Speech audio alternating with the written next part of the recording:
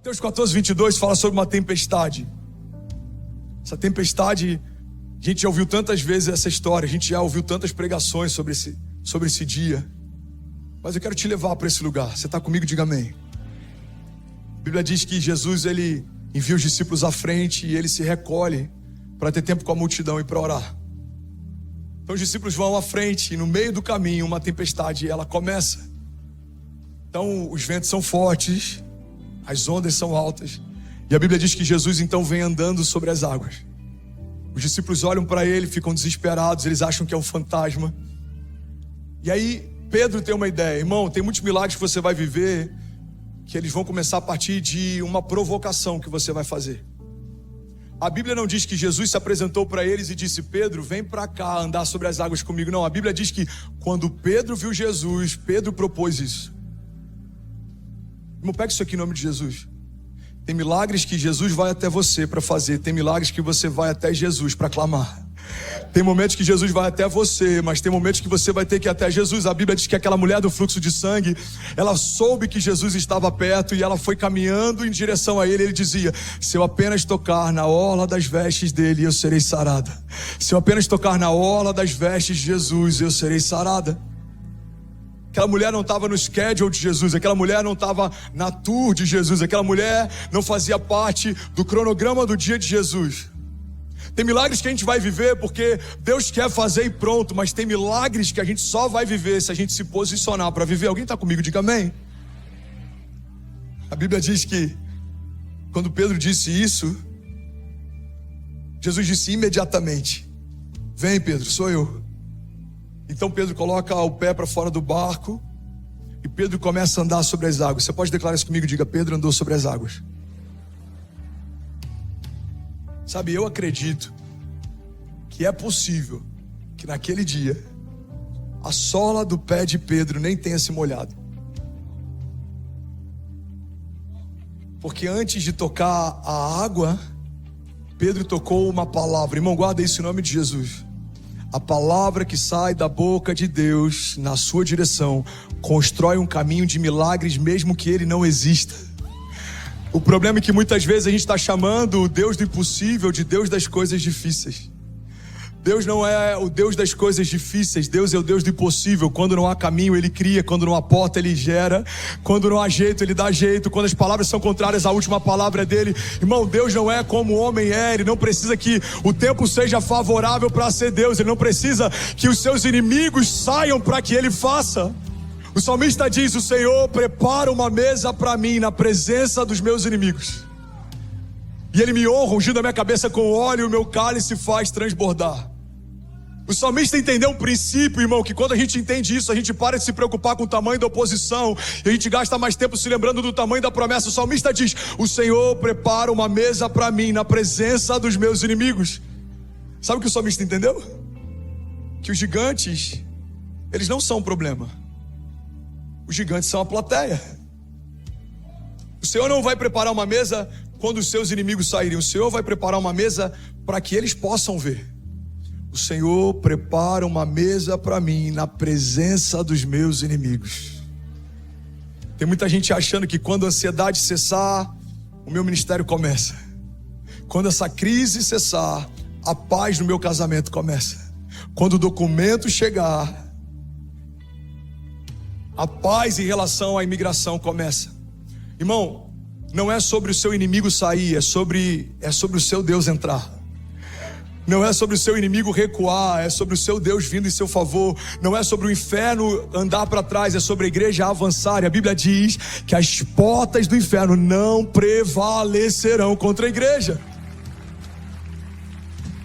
Sabe, quando a palavra fala, se for para Jesus você pode fazer melhor, irmão. Vamos, me ajuda, tem um incendiário aí. Portas não são armas de ataque. A palavra de Deus não diz que o inferno vai vir com portas para atacar a igreja vai resistir. Não. A palavra de Deus está dizendo que a igreja vai avançar contra as portas do inferno e as portas do inferno não prevalecerão contra nós. Pastor, em que momento a igreja invade o inferno? Bom, na minha família, esse momento foi em 2006. Quando um pastor entrou na minha casa, para fazer uma visita pastoral. Naquele dia eu conheci Jesus e naquele dia eu conheci a minha esposa. O tempo que eu tenho com Jesus é o tempo que eu tenho com a Kezinha. Em que momento, pastor, o inferno, as portas do inferno não prevalecem? No dia que Jesus entrou na sua casa, no dia que os seus filhos se converteram, no dia que você parou de se preocupar com a opinião dos outros e começou a gastar tempo lembrando das promessas de Deus. Irmão, as portas do inferno não prevalecerão contra o avanço da igreja. Em que momento a igreja avança e ela rompe com as portas do inferno? Quando a gente compra um lugar como esse, estabelece uma igreja, quando o estacionamento não cabe mais, quando a cidade tem que mudar o fluxo, quando o avivamento começa a tocar uma nação, quando pessoas se mudam de nações para viver o que a gente está vivendo, irmão, as portas do inferno não prevalecerão contra a igreja. Alguém crê nisso aqui? Diga: eu creio. Diga que eu e a minha casa avançaremos em fé. Diga: romperemos em fé. E as portas do inferno não prevalecerão. Se você crê nisso, irmão, você pode celebrar Jesus no seu lugar. Aleluia. Aleluia. Aleluia. Aleluia. Você está feliz ainda? Diga amém. Agora, sabe o que eu amo? A Bíblia diz no versículo 32 que quando eles entraram no barco, o vento cessou.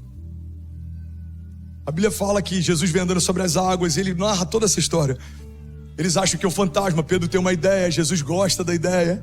Jesus libera uma palavra, a palavra que sai da boca de Jesus constrói um caminho de milagres. Pedro caminha sobre a palavra, ele afunda, Jesus estende as mãos, coloca ele de volta sobre as águas, eles voltam para o barco. Mas a Bíblia diz que quando Jesus entra no barco, o vento cessa. O que Jesus está ensinando para a gente através desse milagre? Irmão, se Jesus tivesse cessado aquela tempestade no meio do caminho, Pablo, talvez os discípulos gritariam lá de dentro do barco: Jesus, já está tudo bem, a gente encontra do outro lado. Por mais que pareça sem sentido, é exatamente isso que muita gente fez quando entrou na América, por exemplo. Jesus, eu estou no meio de uma tempestade, abre as portas da nação. Visto aprovado. Jesus, eu acabei de chegar nesse lugar, abre portas de trabalho. Approve it. Jesus, eu estou começando a prosperar, abre as comportas dos céus. Check. Jesus, obrigado, daqui em diante eu toco sozinho.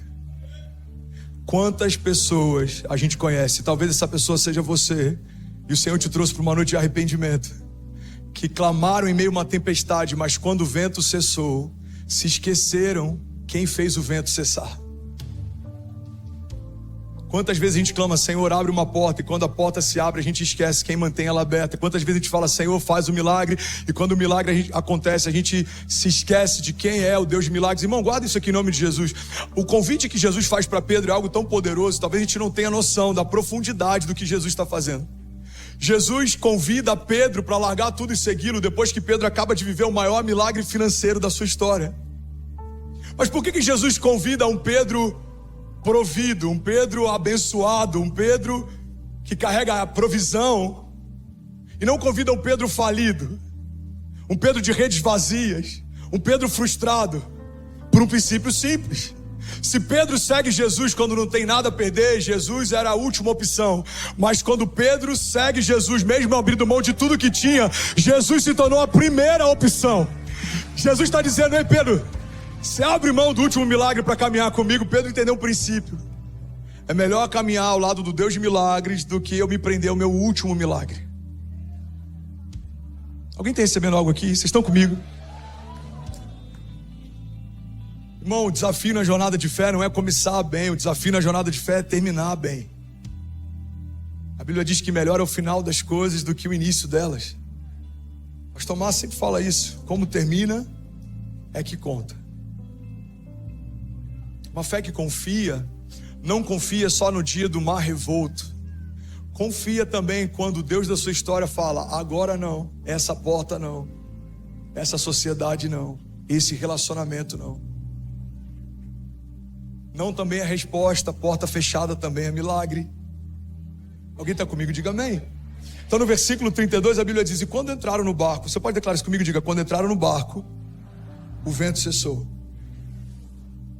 Se Jesus aqui é tomar, enquanto está longe, A paz que os discípulos iam experimentar, Paulo, era uma paz circunstancial.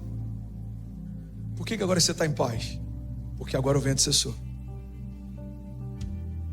Jesus está ensinando algo. A paz que vocês vão experimentar não é porque o mar está calmo, é porque eu cheguei.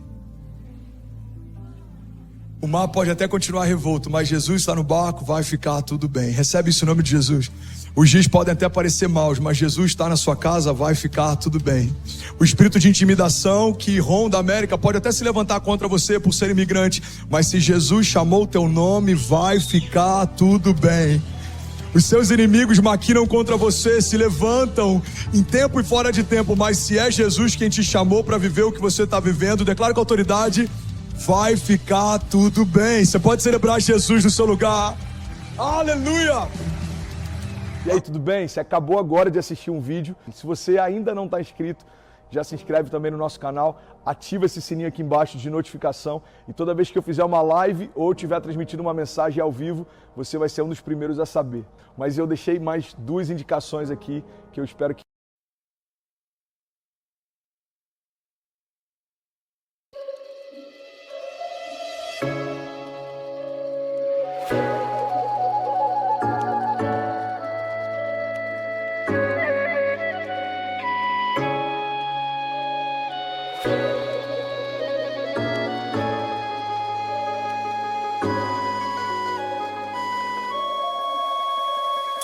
Hãy cho ta mong cầu để ngày sau ta gặp nhau, trao cho ta miếng trầu, trao hết tình duyên này. Lang thang không bên đời, một ngày mưa sông vội rơi. Ta như con thuyền đang chơi vơi, buông lơi một chút nữa vời, rồi sương rơi nơi làn đời. Trong đêm nay mờ mây khói, chìm vào một giấc chiêm bao, mệt không say bằng câu đưa tình. Chờ người đứng bên hiên ngao, từng nghe mây hồn ngả ngát, tan mê man vào chốn này. Em như mây vội trôi mất, kề tắm cát ta vẫn còn đây. Trong nhân gian nhìn ai thấu, mong sao duyên mình không cạn, mang theo bao điều lưu luyến.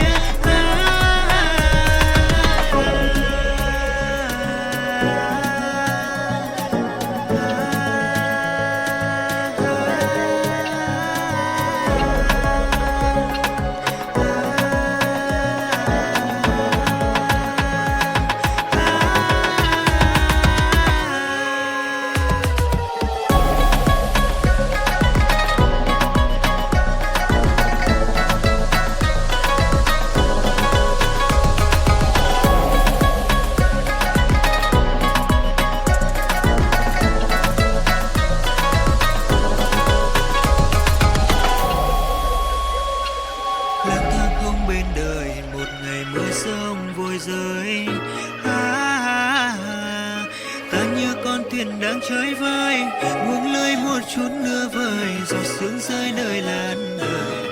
Trong đêm nay mờ mây khói, chìm vào một giấc chiêm bao, mệt không say bằng câu đưa tình, gợn từng giọt nước mắt hối ven. Phải chờ người đứng bên hiên ngao, từng nghe mây hồn ta ngát, tan mê man vào chốn này. Em như mây vội trôi mất, kề tắm cát ta vẫn còn đây. Trong nhân gian